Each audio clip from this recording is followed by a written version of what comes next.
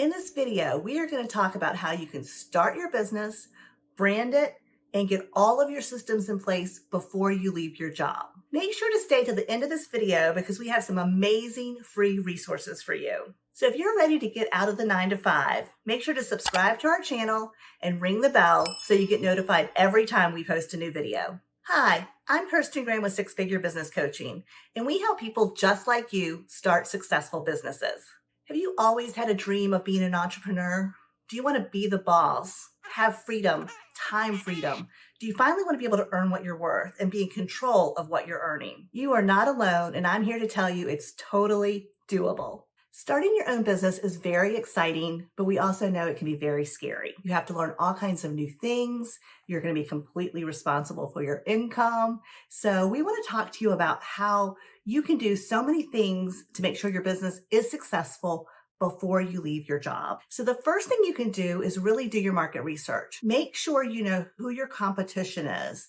Who is your ICA, which is your ideal client avatar?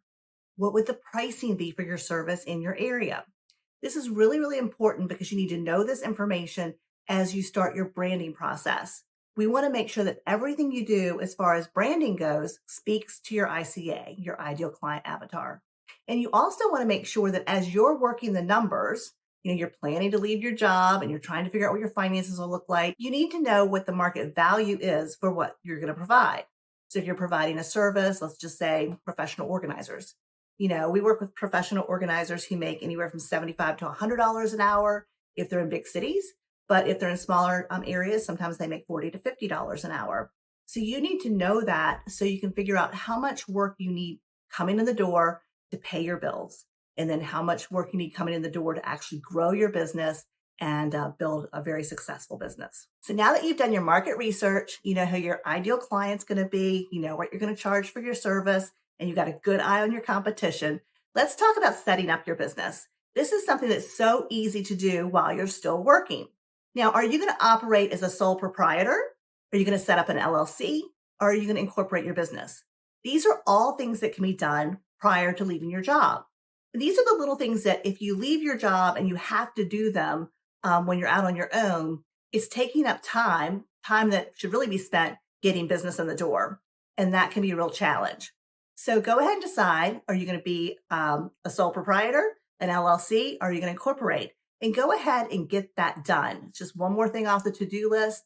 Again, we want to make sure that when you leave your job, that you're ready to hit the ground running and get clients in the door. So just out of curiosity, hit me up in the comments below and let me know what kind of business are you thinking about starting? And I'll move on to the next thing you need to consider, which is buying your domain name and setting up your website and starting the branding process. This is the fun part. Anyway, you want to make sure that you do buy the .com. So it may take you a little while to find a great business name where you can get the .com. And if you're going to set up an LLC or you're going to incorporate, you want to cross-reference and make sure that name is also available in the state that you're in. So after you buy your domain name, the next thing is to start your website process. And again, you already know who your ideal client is. You've already done some spying on your competition.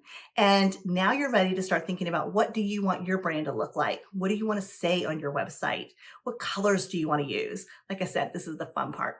It can also be a little paralyzing. So one little tip that you can do is you can look at competitors in other areas, different states, because if you find something that they've got going on that you really like, you could kind of implement that, maybe not copy it exactly, and definitely don't plagiarize, but you could say, oh, I really like this company's colors and I really like the flow of their logo. So these are things that you could do to help get some great ideas going about creating your own website. So after you have your logo done and you're getting your website set up, the next thing to do is think about your marketing plan, right? You need to do a marketing plan, and next will be a business plan. So get your marketing plan down. Here's what really stinks. Most people think, I'm going to set up my website or I'm going to build my sales funnel and I'm just going to have people ringing my phone off the hook. It doesn't really work that way, right? Your competition has had a website up for a long time. So it's going to take a while for the algorithm to find you.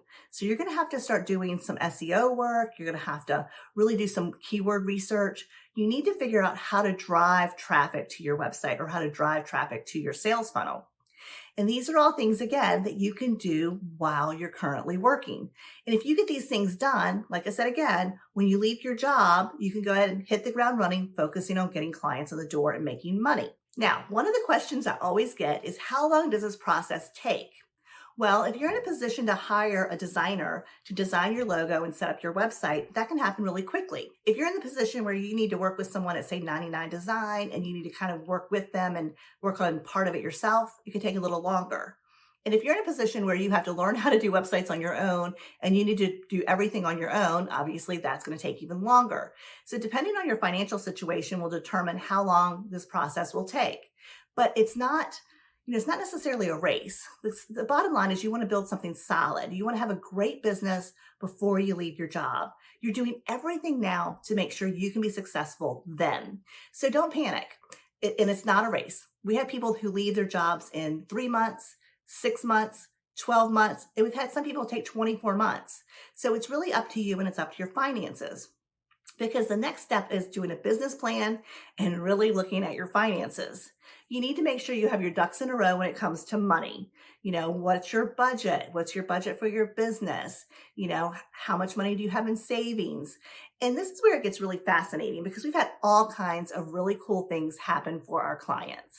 So now you're at the point where you've done all your market research, your branding's done, your marketing plan's done, your business plan is done, you've got a good picture of your finances. It's time to quit your job. Well, we've seen this go so many ways. First of all, we've had a lot of our clients who come back and say, my boss asked me if I could work part-time, so I'm going to go in 3 days a week. Or my boss asked me if I would like to work from home. And if I could work from home and not have to commute, not have to get dressed, I could work on my business even though I'm working full-time. And some of our clients leave their full-time jobs, but get part-time jobs just to make sure they feel safe with their finances.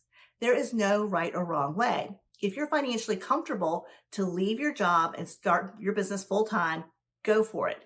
But if you're not, it's not a problem. You haven't failed. You're just doing everything it takes, which is part of being an entrepreneur, doing everything it takes to make sure your dream comes true and your business is successful. So you should be very proud of that. So now that you're working part-time or you've left your job completely, the most important thing is to hit the ground running. Get out there and get business in the door. Your focus every day should be, how can I bring money in the door? And if you keep that as your top focus while providing great service or great products to your customers, you will always be successful. If you're not sure what kind of business you want to start, there's a link below where you can get a whole list of business ideas. If you know what kind of business you want to start and you'd like to jump on a call with us to find out if there's anything we could do to help you make your dream come true, there's a link below to book a call. Spaces are limited. If you can't get a call right away, check back in a couple days. We're really looking forward to talking with you. If you found this video helpful, make sure to check out our video, Best Small Businesses to Start from Home, Top 10 Small Business Ideas. Or you can check out this video, I want to work from home, but I don't know where to start. If you found this video helpful, please subscribe, ring the bell, and hit the like button so we know to create more videos just like this. Thank you so much for letting us be a part of your entrepreneurial journey. We'll see you in the next video. And until then, dream big.